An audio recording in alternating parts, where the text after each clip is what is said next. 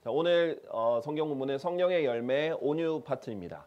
자, 우리 성령의 열매 중에 온화함도 있었고 또 지금 온유도 있습니다. 지금 이 온유는 meekness, 영어로 meekness라고 하는 건데 또 어떤 차이가 있고 어떤 특성이 있는지 이게 왜 필요한지 이런 부분들에 대해서 설명하도록 하겠습니다. 온유하다라는 것은요, 가라면 가고 가지 말라면 안 가고 하라면 하고 아니면 안 하고, 이게 사실 하나님과의 관계에서 가장 특징적으로 이렇게 드러나는 것입니다. 온화한 것은요, 내가 어떻게 온화하게 베풀거나 보살피거나 양육하는 데 우리가 좀 초점을 둬서 다뤘었어요. 성경에서 그렇게 연관이 되고요. 근데 온유는요, 내가 하나님께, 특히 또 다른 사람들이 나에게 어떤 해코지를 하거나 그렇게 하더라도 받아들이거나 이런 부분, 물론 의를 위해서 그런 것들이죠. 뭐 강도가 들어오는데 정당방위를 하지 말라는 게 절대 아닙니다. 예수님께서 십자가에 달리실 때는 칼을 차라고 하셨으니까요. 그런데 어쨌든 의를 위해서 견디고 받아들이고 하는 것도 포함을 해서 하나님이 우리에게 말씀하실 때 잘 실행하는 것들, 그런 부분과 관련이 있습니다. 그래서 성령의 열매에 이제 온유가 있는데요. 이 온유의 성질에 대해서 정의를 하면요, 일단 성질의 부드러운 부분이 있습니다. 그 다음에 순함, 또 온함, 이 유의어죠. 비슷합니다. 그런데 특히 이제 관련된 게 해를 끼치거나 격분을 시켜도 참고 인내하는 거, 이 부분과 관련이 있고요. 조금 더 성경적으로 evangelical sense, 성경적인 용례에서는 겸손한데 불평 없이 하나님의 뜻에 복종하는 겸손입니다. 자, 그러니까 사람에게는 사람에게 온유한 것도 참 중요한데 성경에서 제일 중요한 것은 하나님께 온유한 거예요. 이게 나중에 모세라는 사람을 통해서 좀 많이 드러납니다. 그래서 이 좀 흥미있게 이 웹스터 1828 사전이죠. 1828년 웹스터 사전에서 흥미있게 단 코멘트가 있어요. 웹스터가 온유는 예수님께서 가르치신 덕목이다. 고대 철학자들은 온유에 대해서 이해하거나 가르친 적이 거의 없는 것으로 보인다. 이렇게 얘기를 했어요. 철학자들은 다른 얘기를 많이 해도 온유에 대해서는 가르친 적이 없다. 이런 얘기를 하고 있는 것입니다. 자, 야고보서 1장 21절에 보면요, 말씀을 받아들일 때 어떻게 받아들이냐, 온유함으로 받아들이라 라고 했어요. 성경에서 항상 보면 죄를 먼저 치워버리고 시편 1편도 복을 받으려면 먼저 그 죄인들과 함께하지 않고 그 다음에 말씀을 사랑하는 것이 나오죠. 죄를 치워버리고 접목된 말씀, 접목됐다 영어로 engrafted인데 나무에 가지를 접목시키는 거예요. 말 그대로 붙이는 것입니다. 그러니까 사실 나라는 사람은 이거랑 잘 맞지 않는데 이걸 맞게 잘 말씀을 나에게 붙여야 되는 거죠. 접목을 시켜야 되고 그래서 온유함으로 받아들여야 돼요. 자, 그래서 하나님 말씀을 받아들일 때 필수적으로 필요한 게 온유함입니다. 여러분은요, 본성적으로 하나님 말씀에 거부하고 저항하려는 속성이 있어요. 아주 강합니다. 죄성을 가지고 태어났고 죄인으로 태어났기 때문에요. 여러분 어린 시절을 생각하시면 돼요. 지금도 마찬가지겠지만은 부모님이 얘기를 하면 잔소리로 받아들이죠. 해라 하면 안 하고 싶고, 그렇죠? 오히려 냅두면은 그냥 알아서 할 거다, 냅둬라 이렇게 얘기를 하죠. 특히 남자아이들이 많이 그렇게 합니다. 남자아이들이 그렇게 많이 하는데 저도 어렸을 때 그랬고요. 잔소리를 싫어하고 누가 해라 하는 거 싫어하죠. 그런 본성이 있어요. 하나님이 말씀하시는 것도 똑같아요. 온유함이 없으면 안 받아들이려고 하는 거예요. 자, 그래서 온유함과 온화함은 유의어기 때문에 함께 많이 등장하기도 합니다. 자, 그래서 나 바울은 그리스도의 온유함과 온화함으로 직접 너에게 간청한다라고 했어요. 그리스도가 온유하셨죠? 그 온유함으로 간청을 한다. 자, 어느 누구에게 관해서 악담하지 말고 말싸움하는 자가 되지 말며 다만 온화하여 모든 사람들에게 온전한 온유함을 보이도록 하라. 이렇게 돼 있죠. 자, 부드럽게 하되 온유하게. 그러니까 설령 그 사람들이 나에게 또 안 좋은 얘기를 하더라도 온유하게 이렇게 보여라. 이런 것을 얘기를 하고 있습니다. 그래서 온유는 겸손이 좀 필수적으로 필요한 부분입니다.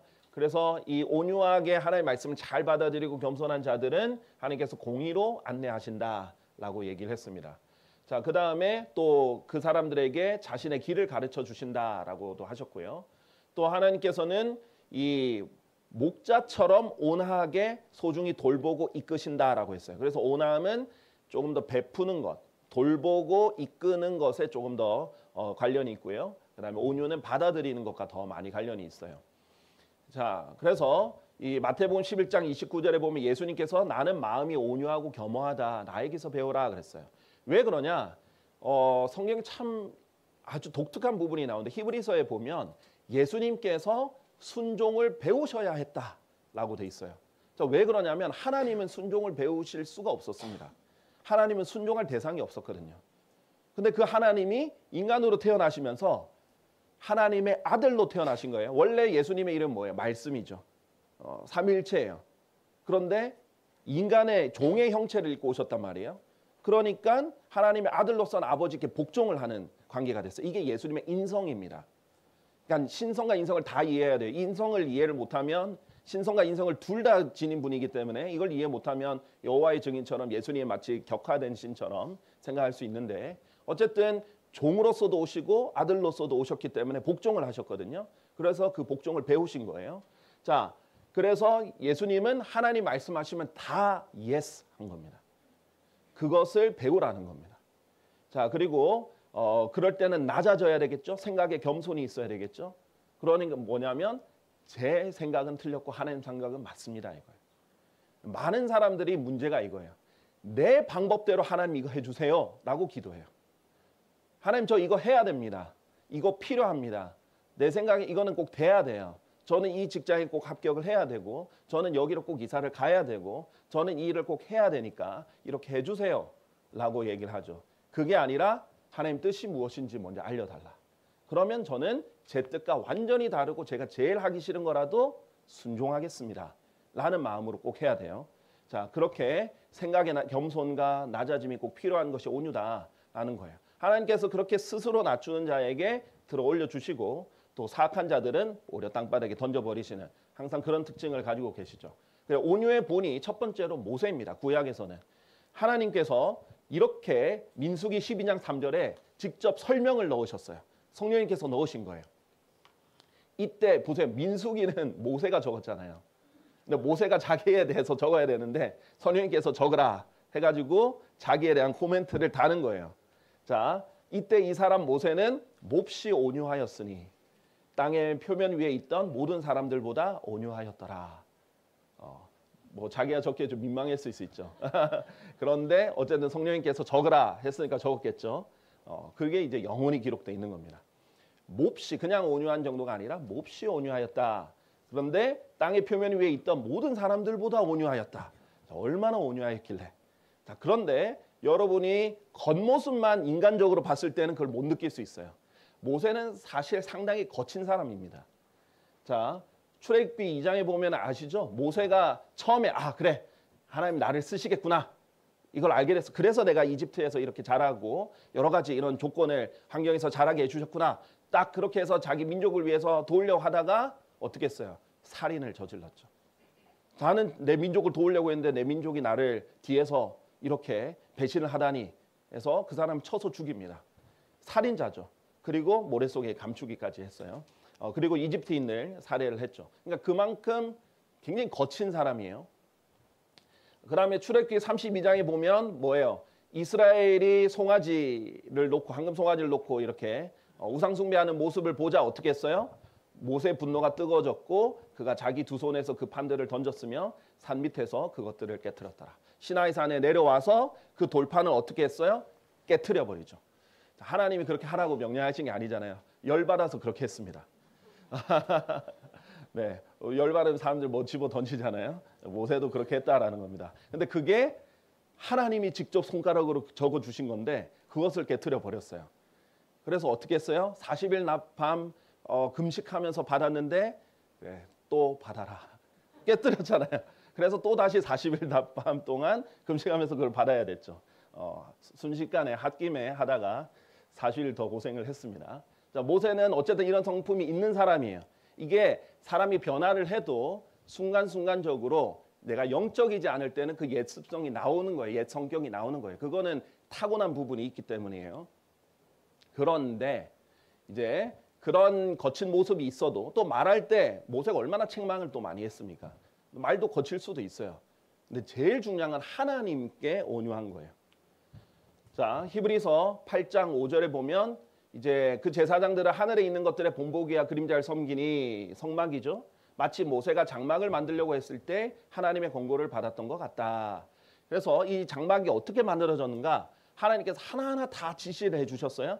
그럼 모세가 그대로 했어요. 성막뿐만 아니라 모든 율법은 전달을 하고 명령하신 것을 그대로 했어요. 그래서 이 표현이 성경에서 40번이 등장하는데 모세가 주께서 모세에게 명령하신 대로 했더라. 이런 표현이 이 표현이 계속해서 반복됩니다. 자, 그래서 섬김의 옷들을 만들고 아론을 위한 거룩한 의복들을 만들었는데 주께서 모세에게 명령하신 대로. 그 다음에 번제물과 음식 제물을 바쳤는데 주께서 모세에게 명령하신 대로. 주께서 모세에게 명령하신 대로 이렇게 40번이나 등장하는 거예요. 하나님이 하라고 하니까 그대로 한 거예요. 하나님 하라고 하니까 그대로 했다. 이것이 중요합니다. 그러니까 우리가 왜 바이블 빌리버라고 불리냐? 왜 우리가 성경이 중요하냐?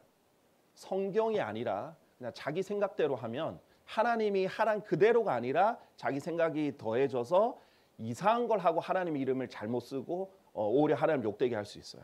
우리 임무는 성경에 기록된 그대로 더하거나 빼거나 하지 않고 그대로 하는 것입니다. 그래서 성경이 우리에게 바른 성경이 필요한 거예요. 자, 만약에 어떤 사람이 성경 좀 단어들 다르면 어때? 좀 뭐 몇 구절 없으면 어때? 그래 전체적으로 내용은 비슷하잖아. 이러는 사람은 하나님을 그렇게 존중하는 사람이 아니에요. 우리의 임무는 하나님 말씀을 그대로 해야 되는데 그대로 된 성경이 필요한 거잖아요. 그래서 우리가 바이블 빌리버라는 것이 그런 의미로 중요한 겁니다. 이때도 보세요. 사람들이 이제 반역을 했어요. 특히 모세를 대적하고 아론을 대적해서 이제 이렇게 반역을 일으키자 그때 모세가 했던 첫 반응입니다. 이에 모세가 그것을 듣자 그는 자기 얼굴을 대고 엎드렸더라. 그때 갑자기 같이 맞서고 이러는 게 아니라 엎드려서 땅에 얼굴을 대고 엎드렸어요. 하나님께 기도하죠. 제일 먼저 그렇게 반응을 한 거예요. 그런 것이 이제 이런 것들이 온유함이다라는 것을 보여줄 수 있습니다. 예수님, 제일 좋은 보는 신약에서는 당연히 예수님이죠. 마음이 온유하고 겸허하다. 내 멍에는 쉽고 내 짐은 가볍다. 나에게서 배워라. 왜냐하면 우리도 똑같이 그냥 그대로 하면 돼요. 순종하면 쉽잖아요. 우리가 스스로 막 문제를 풀어라. 이렇게 하면 어렵죠. 근데 받아쓰기처럼 그냥 그대로 해라. 쉬운 거예요. 그리고 가벼워요. 왜? 하나님께서 하란 대로 하면 하나님께서 함께 들어주시니까. 그렇게 하라고 명령을 해주시는 거죠. 그래서 예수님이 이렇게 말씀하셨어요. 이 땅에 오셨을 때 하나님의 아들이시잖아요.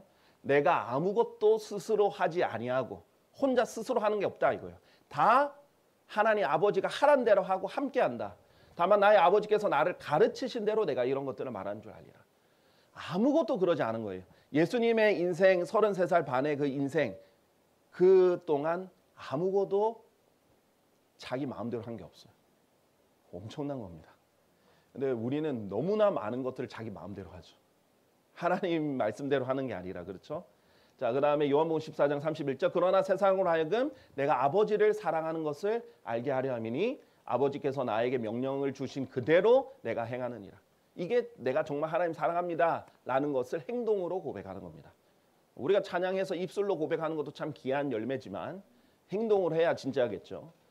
자, 그래서 예수님이 제일 힘들 때 심지어는 예수님이 제자들에게 나를 위해서 기도해 달라고 요청을 할 때 겟세마네 동산에서였죠. 내 혼이 극도로 슬픔에 차서 죽을 지경이다. 나와 함께 깨어 있어 달라. 그런데 제자들이 잤죠. 안 깨어 있어 줬어요. 1시간도 깨어 있을 수 없더냐 이렇게 했죠. 자, 그때 뭐라고 하셨어요? 오 나의 아버지여 만일 그것이 가능하시거든 이 잔을 제게서 지나가게 하여 주시옵소서.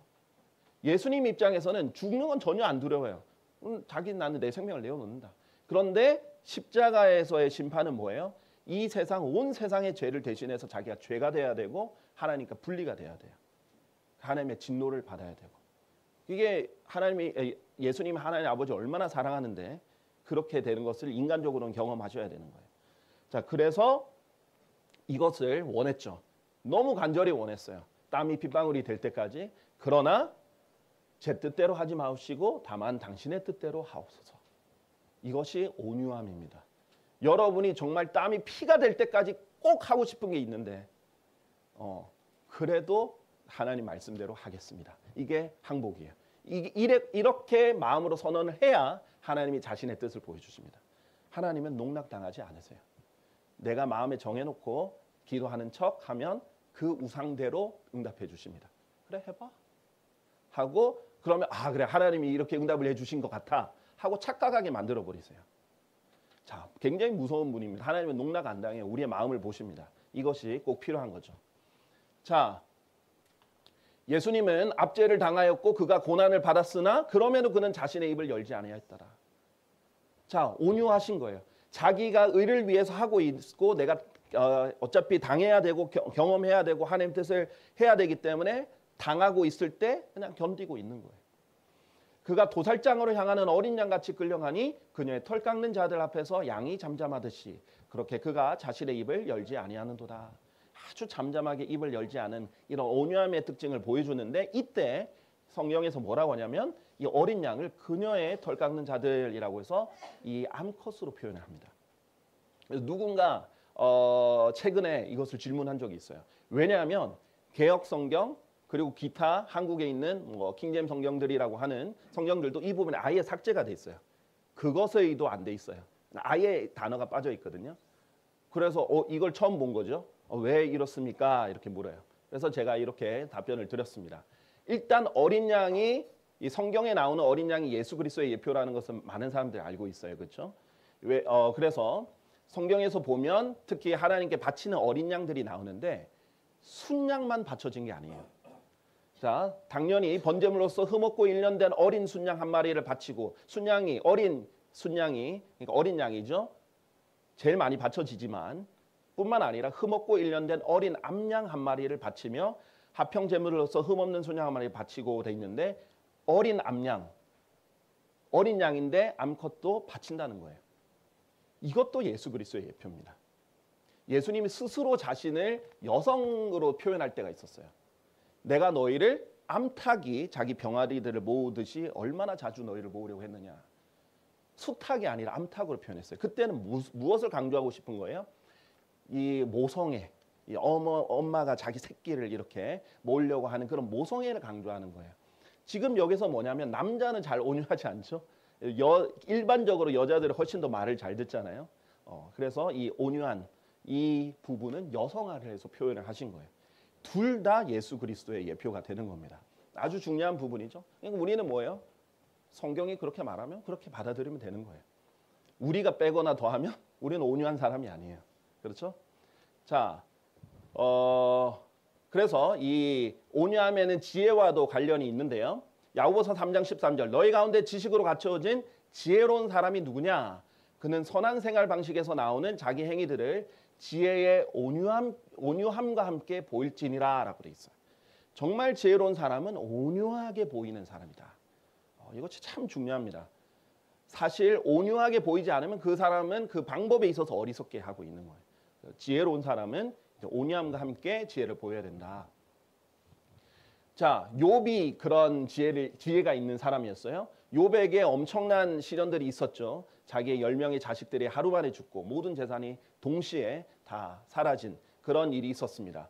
그런데 그때 어떻게 했어요? 내가 나의 어머니의 태에서 맨몸으로 나왔으니 내가 맨몸으로 그리 되돌아가리라. 주께서 주셨으므로 또한 주께서 가져가셨나이다. 주의 이름이 찬양받으시길 바라나이다. 하나님의 모든 처사는 옳습니다. 하나님이 저에게 주셨고 하나님이 이제 가져가셨으니까 하나님 찬양합니다. 이렇게 하는 거예요. 자, 이것이 온유한 겁니다.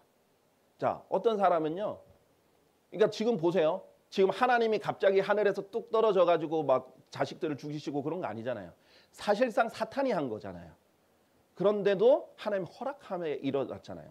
그러면 이 세상 모든 일은 하나님 허락하에 일어납니다. 하나님 허락 없이는 참새 한 마리도 떨어지지 않아요. 자, 그런 의미에서 다 하나님이 하신 거예요. 그런 의미에서. 다 이유가 있어서 하신 거예요. 그렇죠? 그런데 많은 사람들이 이 믿음과 온유함이 없으면 어떻게 반응하는가? 주변에 일어나는 일들에 대해서 불평하고 화를 내고 막 격분하고 이것을 너무 쉽게 하는 거예요. 그거는 이 온유함이 없기 때문이고 믿음이 없기 때문이에요. 결국 모든 일은 하나님 안에서 일어나거든요. 이렇게 했을 때 성경은 뭐라고 평가하는가? 이 모든 것에 있어서 욥이 죄를 짓지 아니하였고 어리석게 하나님을 탓하지도 아니하였더라 라는 겁니다. 결국 지혜의 온유함은 하나님의 처사가 항상 옳다.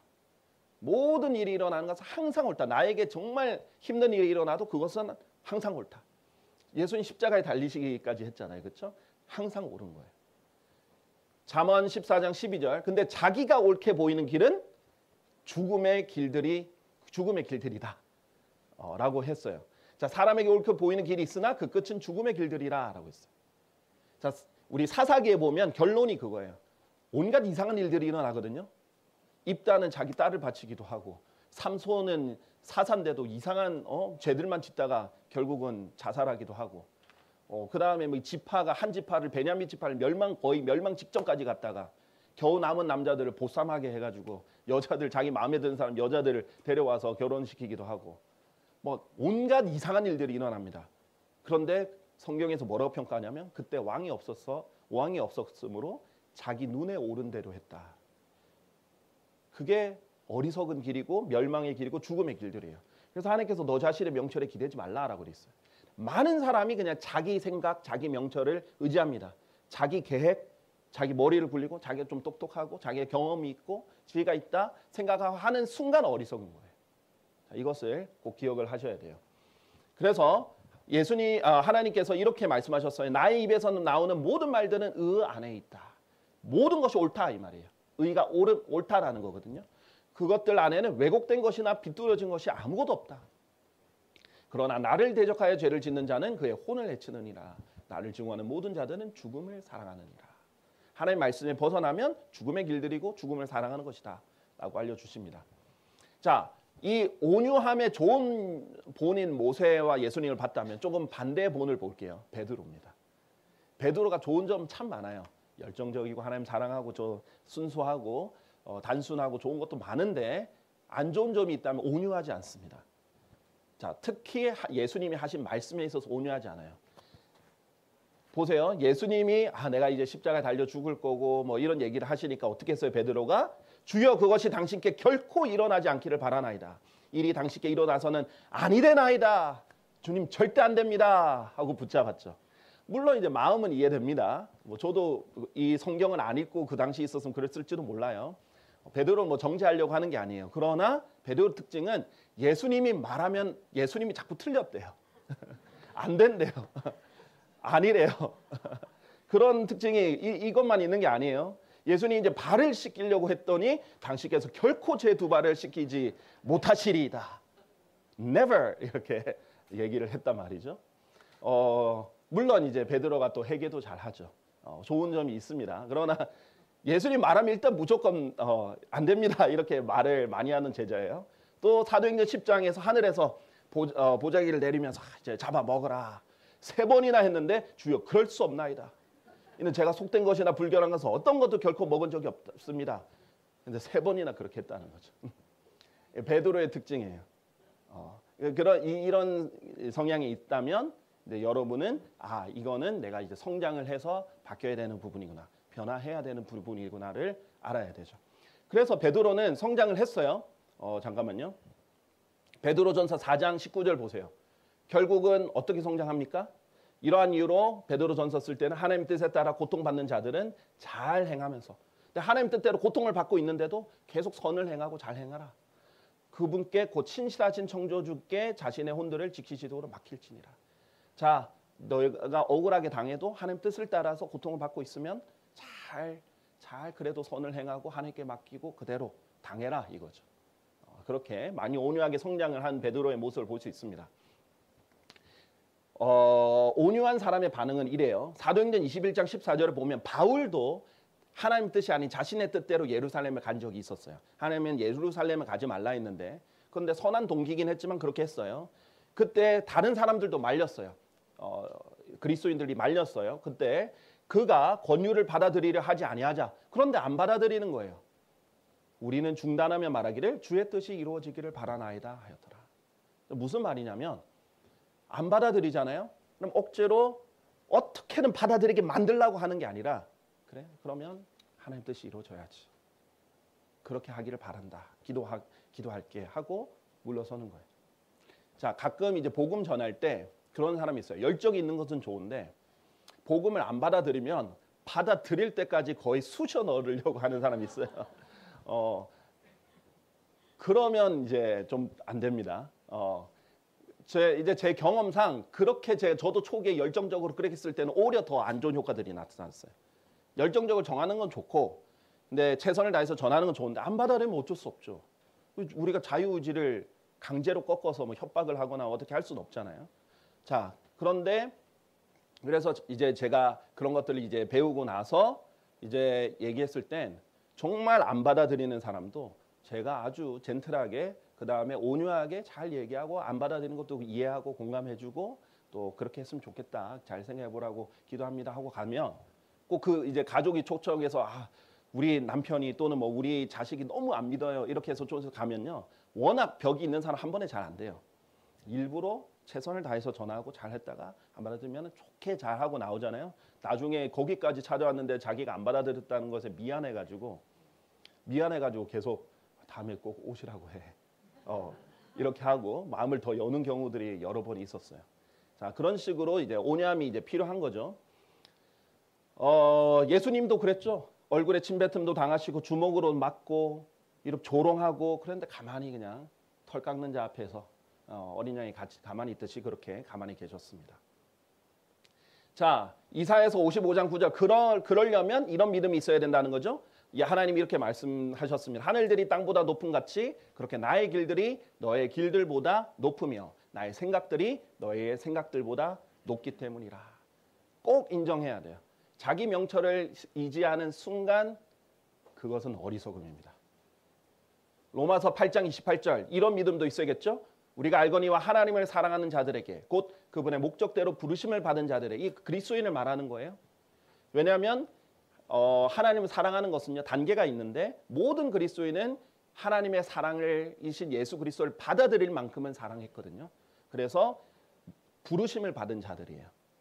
그런 자들은 지금 모든 구원받은 자를 말해요. 그러나 여기서 더 이것이 명백하게 될 때는 성장을 해서 더 사랑하는 사람에게 더 선명하게 이루어지지만 어쨌든 모든 그리스도인들에게는 모든 것들이 합력하여 선을 이룬다.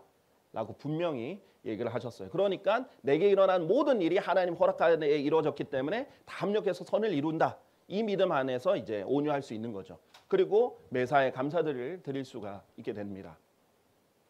그래서 베드로전서에 보면 아름다운 여인은 어떤 여인인가? 온유하고 조용한 영의 장식으로 자기를 단장하는 사람이 정말 아름다운 여인이다. 그 예를 이건 대단히 값진 것이다 라고 하면서 이 옛적에 하나님을 신뢰하던 거룩한 여인들도 자기 자신의 남편들에게 복종함으로써 스스로 단장하였다 하면서 그 예를 사라를 예를 듭니다. 아브라함이 파라오에게 사라를 거의 팔아 넘긴 거죠. 목숨이 위태로워서.